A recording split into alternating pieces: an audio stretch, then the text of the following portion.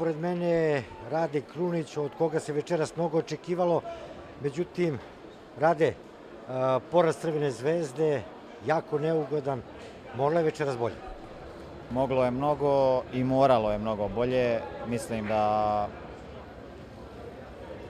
mogu slobodno reći da je ovo sramota kako smo odigrali večeras, da treba da bude sve nas zajedno sramota i da jednostavno od ovoga mislim da ne može gore i mislim da treba da se zapitamo i da radimo mnogo više da bi dospjeli na nivo koji traži ova Liga Evrope.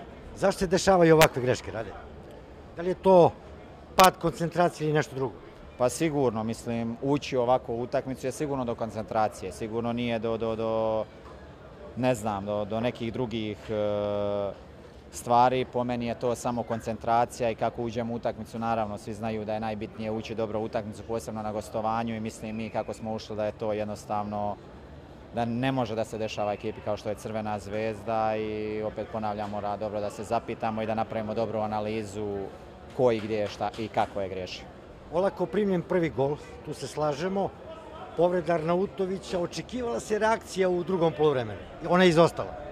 Pa sigurno, mislim, kad je tek počelo drugo polovrijeme, kao pokušali smo nešto, ali jednostavno nas nije bilo u završnici, svaki drugi napad je bila kontra, tako da stvarno ne znam šta se dešavalo, zbog čega, koji su razlozi, opet ponavljam, mislim da treba da napravimo detaljnu analizu i da shvatimo kako možemo da popravimo te neke stvari. Hvala na iskrenosti, usledit će sigurno detaljna analiza i puno sreće u nastavku takmičenja. Nadam se da hoće, hvala.